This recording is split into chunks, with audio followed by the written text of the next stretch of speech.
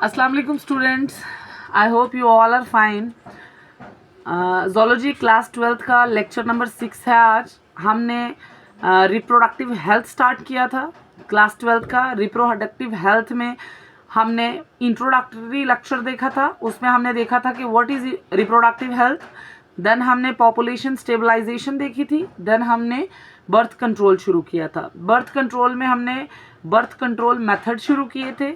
Birth control method आपने देखे थे कि मेनली दो तरह के होते हैं, natural birth control method and artificial birth control method.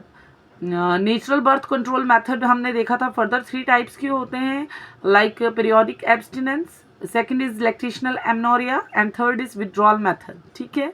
उसके बाद हमने टेम्परेरी बर्थ कंट्रोल मेथड की सेकंड टाइप शुरू की थी, that is artificial method of birth control. Artificial method of birth control में हमने देखे थे टाइप्स उनकी। पहली टाइप देखी थी हमने स्पर्मिसाइड्स, दूसरी देखी थी बैरियर मेथड जिसमें male condom, female condom, vault, cervical caps, diaphragm आ जाते हैं। ठीक है, उनको हमने लिटिल बिट एक्सप्लेन भी किया था। नेक्स्ट इज हमने उसके बाद इंट्रा यूट्राइन डिवाइसेस देखी थी, IUDs. IUDs are further divided into 3 types, that is inert IUDs, lipase loop. Second is copper T, copper releasing IUDs, जिनको में से हमने एग्जांपल दी थी कॉपर 7 मल्टी लोड 375। उसके बाद हमने लास्ट हार्मोनल IUDs देखी थी। ठीक है, आज हमारी नेक्स्ट टाइप है दैट इज इम्प्लांट्स। इम्प्लांट्स ये एक बहुत successful contraceptive method of birth control है। इनका फेलियर रेट बहुत कम होता है। इनका ये तो कुछ जो कंट्रासेप्टिव्स होती हैं उनका फेलियर रेट भी होता है। कंट्रासेप्टिव यूज़ करने के बावजूद भी क्या होता है कि प्रेगनेंसी प्रिवेंट नहीं होती है, स्टॉप नहीं होती है।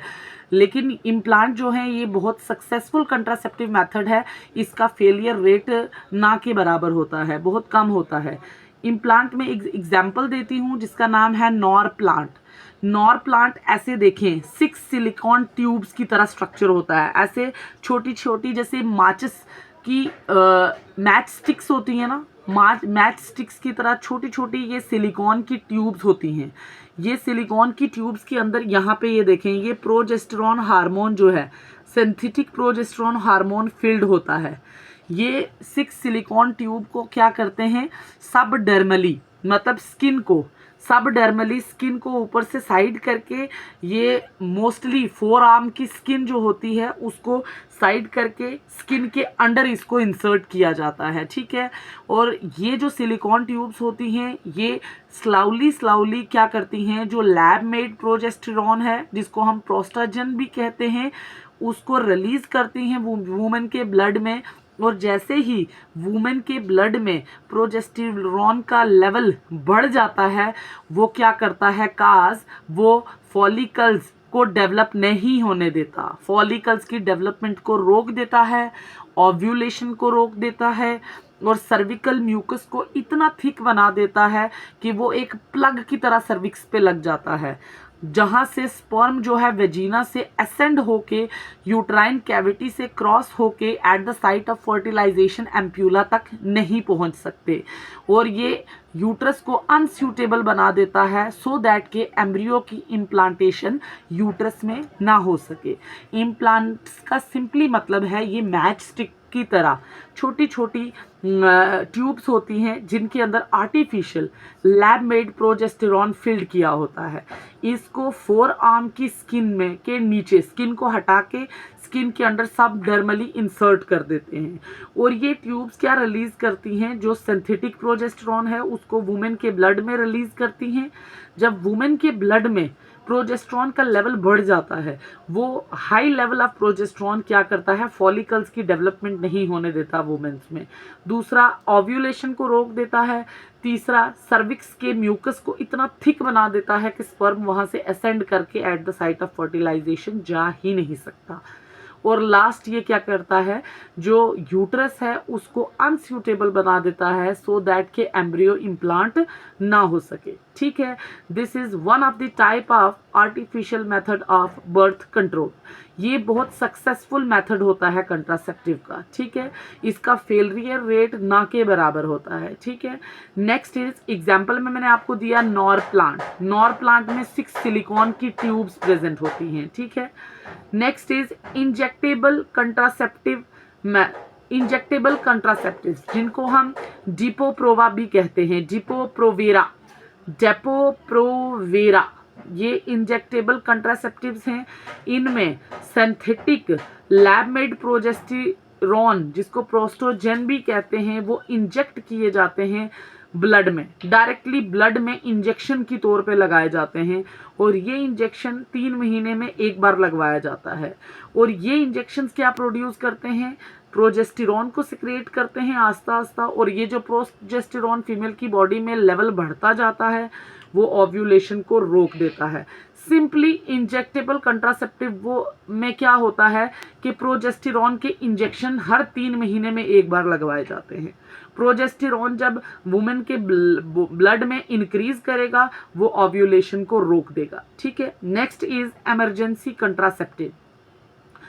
इमरजेंसी कंट्रासेप्टिव को हम यूज करते हैं प्रेगनेंसी को रोकने के लिए। पहली चीज, किस केस में, अब रेप हो गया कहीं, अब रेप के बाद अगर कोई प्रेगनेंसी पॉसिबल है, हम रेप अगर किसी का होता है तो हम उसके फ़ौरन बाद उनको इमरजेंसी कंट्रासेप्टिव्स दे देते हैं, सो दैट कि अगर फर्टिलाइजेशन के कोई चांसेस हैं ना हो, कंसेप्शन ना हो और प्रेगनेंसी ना हो।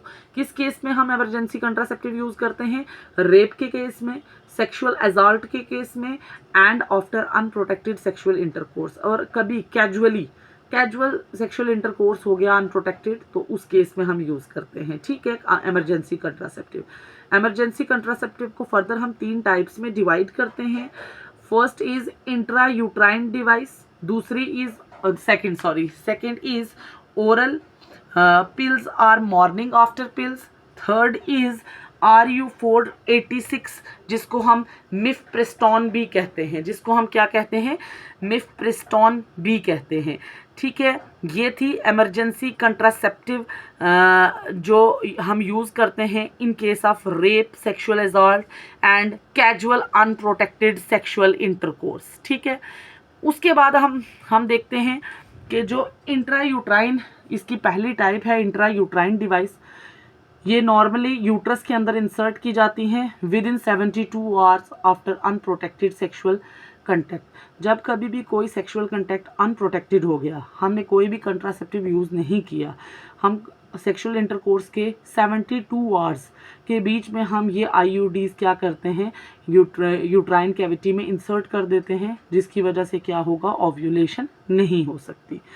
सेकंड है ओरल पिल जिनको हम मॉर्निंग आफ्टर पिल्स भी कहते हैं। एग्जाम्पल है ओरल पिल्स का आई पिल, एक है ओवरल। ये पिल्स क्या करते हैं, इनमें बहुत ज़्यादा कंसंट्रेशन होती है सिंथेटिक प्रोजेस्टेरॉन की, लैब मेड प्रोजेस्टेरॉन की और मॉडरेट ईस्ट्रोजन के लेवल होता है। अब ये दोनों जब ब्लड में ज़्यादा हो जाएंगे ये क्या करते हैं, ओव्यूलेशन को नहीं होने देते हैं, ठीक है। ओरल पिल जो मॉर्निंग आफ्टर पिल्स है ये हम इमरजेंसी कंट्रासेप्टिव के तौर पे यूज़ करते हैं। इसमें एग्जांपल है आई पिल एंड ओवरल। इनको हम यूज़ करते हैं क्योंकि इनमें हाई कंसंट्रेशन होता है प्रोजेस्टेरॉन का और ईस्ट्रोजन का मॉडरेट लेवल होता है। ये क्या करता है, ये ओव्यूलेशन को नहीं होने देता। उसके बाद लास्ट इमरजेंसी कंट्रासेप्टिव है RU486।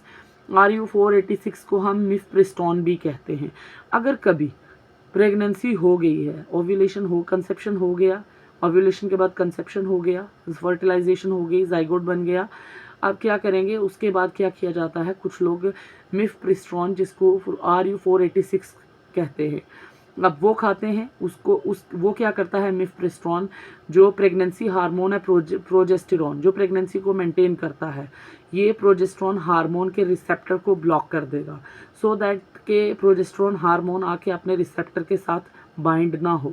जब हार्मोन अपने रिसेप्टर के साथ बाइंड नहीं होगा तो हार्मोन अपना इफेक्ट नहीं बताएगा। इफेक्ट दिखाना मतलब वो प्रेगनेंसी को मेंटेन नहीं कर पाएगा, वो एंडोमेट्रियम को मेंटेन नहीं कर पाएगा, जिस वजह से क्या हो जाएगा, एंडोमेट्रियम शेड ऑफ होके हो जाएगी और बेबी अबॉर्ट हो जाएगा। जो एंडोमेट्रियम में एम्ब्रियो इम्प्लांटेड है वो अबॉर्टेड हो जाएगा। समझाए?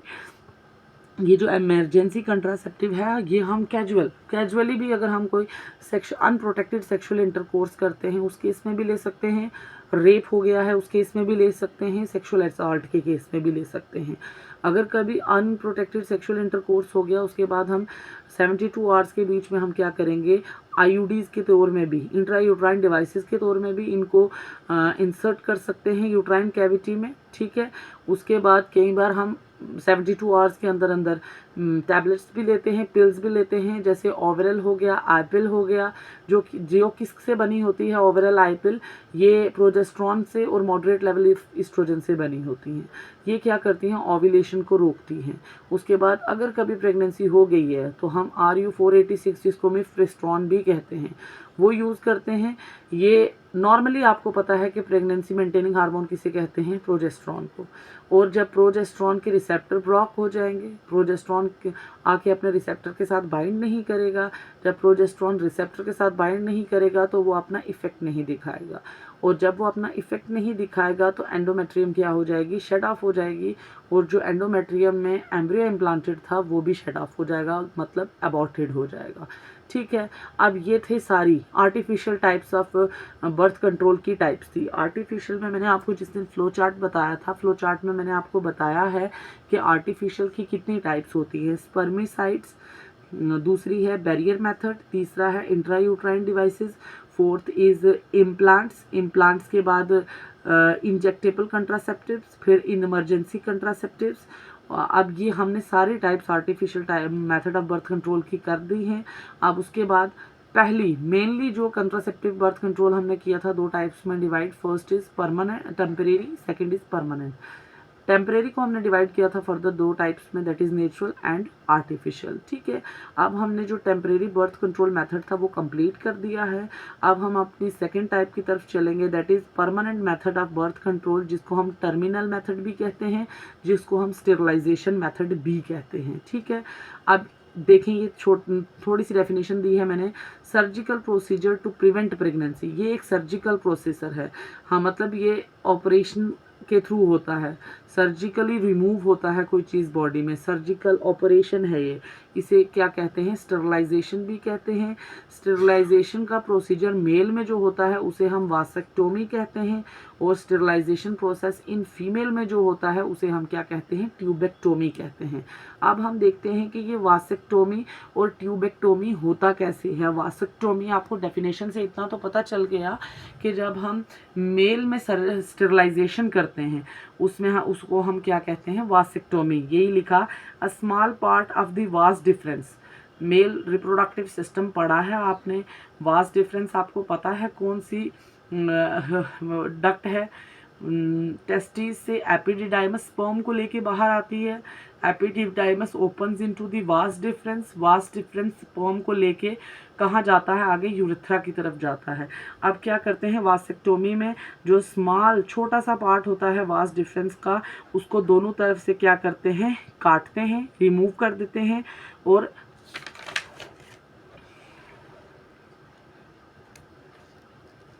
देखें, अब ये मैंने डायग्राम में थोड़ा सा बताने की कोशिश की है, ये देखें ये वास डिफरेंस हैं दोनों। अब हम क्या करते हैं, वासेक्टोमी में ये वास डिफरेंस को क्या करेंगे, कट करेंगे, यहाँ एक छोटा सा कट लगाएंगे, इधर भी कट लगाया, दोनों तरफ कट लगाने के बाद हम क्या करेंगे, वास डिफरेंस को दोनों तरफ से टाई कर लेंगे, बांध लेंगे। ये भी बांध दिया, ये पार्ट भी बांध दिया, ये भी बांध दिया, ये बांध दिया। अब देखिए यहाँ स्पर्म बन रहा है, स्पर्म यहाँ से ऊपर आएगा लेकिन आगे से काट के बांध दिया गया, स्पर्म इधर ऊपर नहीं जाएगा। जब स्पर्म यहाँ नहीं जाएगा तो स्पर्म यूरिथ्रा में कैसे जाएगा। वही कहा कि हम वास डिफरेंस के दोनों तरफ से क्या करते हैं, एक छोटा सा कट लगाते हैं और उसको बांध देते हैं। ठीक है, thus the sperms are prevented from reaching seminal vesicle. Sperm यहाँ से सेमाइनल वेसिकल यहाँ तक आ ही नहीं पाएगा, और जो भी सैमन रिलीज होगा ड्यूरिंग इजैकुलेशन, उसमें स्पर्म प्रेजेंट नहीं होगा। समझ आई? क्योंकि स्पर्म, सैमन किसे कहते हैं? सैमन में sperm plus secretion of seminal vesicle plus secretion of prostate gland plus secretion of bulbourethral gland. अब यहाँ से सैमन में सेमाइनल वेसिकल की सेक्रीशन है, प्रोस्टेट ग्लैंड की सेक्रीशन है, बल्बोयूरिथ्रल ग्लैंड की सेक्रीशन है, लेकिन यहाँ से स्पर्म नहीं आ रहा। अब जो इजैकुलेशन होगा, इजैकुलेशन में सिर्फ सैमन होगा, उसमें स्पर्म प्रेजेंट नहीं होगा, क्योंकि वास्ट डिफरेंस जो डक्ट स्पर्म को टेस्टिस से लेके आती है वो उसको काट दिया जाता है, उसको टाई कर दिया जाता है, बांध दिया जाता है, सो दैट कि स्पर्म आगे ना आ सके। और इसी तरीके से प्रिवेंटेड जब सेक्सुअल इंटरकोर्स होगा, जो मेल इजैकुलेशन के टाइम सेमन रिलीज करेगा उसमें स्पर्म होंगे नहीं, तो फर्टिलाइजेशन कैसे होगी? ठीक था, ये मेल के केस में था। अब फीमेल के केस में स्टेरिलाइजेशन के प्रोसेस को क्या कहते हैं? ट्यूबेक्टोमी कहते हैं। Small part of the fallopian tube on both side is removed or tied up. ये देखें, दोनों फैलोपियन ट्यूब के छोटे से पार्ट को या तो रिमूव कर दे, निकाल दो, या तो कट करके बांध लो। ये देखें, कट करके बांध या दोनों फैलोपियन ट्यूब के पार्ट्स को। उसके बाद थ्रू अ स्मॉल, छोटे से कट के साथ, जो कहाँ हम लगाते हैं? एब्डोमेन में कट लगाते हैं, एब्डोमेन और थ्रू वेजिना, वेजिना के थ्रू भी कर सकते हैं, और एब्डोमेन में, लवर एब्डोमेन में कट लगा के भी हम कर सकते हैं। ठीक है, this will block the entry of ओवा इनटू द फैलोपियन ट्यूब। अब यहाँ से ओवा आएगा, ओवा सेकेंडरी ओसाइट आया, लेकिन आगे जहाँ पे फर्टिलाइजेशन होनी है वहाँ नहीं पहुँच पाएगा। यहाँ से स्पर्म अगर आया तो स्पर्म यहाँ तक आएगा, आगे टाइड करके बांध दिया है, स्पर्म यहाँ ओवन तक पहुँचेगा ही नहीं, तो फर्टिलाइजेशन कैसे होगी? इस तरीके से ये एक परमानेंट मेथड है, इसको टेम्परेरी नहीं है कि जब इसको, क्योंकि काट के बांध दिया है, वास्ट डिफरेंस को काट के बांध दिया है, फैलोपियन ट्यूब को कट करके बांध दिया है। अब ये एक सर्जिकल प्रोसेस है। अब इसका रिवर्सिबल, बहुत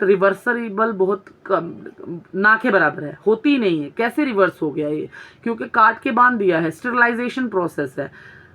ठीक है, ये था permanent method of birth control. ठीक है, हमने आज हमारा जो contraceptive method of birth control वो ख़त्म हो चुका है। मैं आपको लिटिल बिट थोड़ा सा रिवाइज करवाऊंगी। अगर किसी को भी कोई दिक्कत है तो प्लीज़ डाउट सेक्शन में लिखें या कमेंट करें मुझे, मैं आपको दोबारा से थोड़ा रिवाइज करवाऊंगी कि contraceptive method of birth control होते क्या है। Contraceptive method of birth control वो मेथड होते हैं जिससे हम क्या कर सकते हैं? कंसेप्शन को रोक सकते हैं, प्रेगनेंसी को रोक सकते हैं। ठीक है, अब ये contraceptive method of birth control बहुत सी तरह के होते हैं, डिफरेंट काइंड्स के होते हैं। मेनली दो तरह के होते हैं, एक होता है temporary method of birth control, दूसरा होता है permanent method of birth control. जो temporary method of birth control है उसको फर्दर हम डिवाइड करते हैं दो टाइप्स में, that is natural method of birth control and second is artificial method of birth control. और जो permanent method of birth control है उसे हम टर्मिनल मेथड भी कहते हैं, स्टेरिलाइजेशन मेथड भी कहते हैं। ठीक है, वो फर्दर डिवाइडेड है दो टाइप्स में, जिसे हम कहते हैं वासेक्टोमी एंड ट्यूबेक्टोमी। ठीक है, अब जो टेम्परेरी का नेचुरल मेथड था उसको फर्दर डिवाइड करते हैं तीन टाइप्स में, दैट इज रिदम मेथड या पीरियोडिक एब्स्टिनेंस, दूसरा लैक्टेशनल एमेनोरिया, तीसरा कोइटस इंटरप्टस। और जो artificial method of birth control है उसको वो फर्दर डिवाइड करते हैं फॉलोइंग टाइप्स में।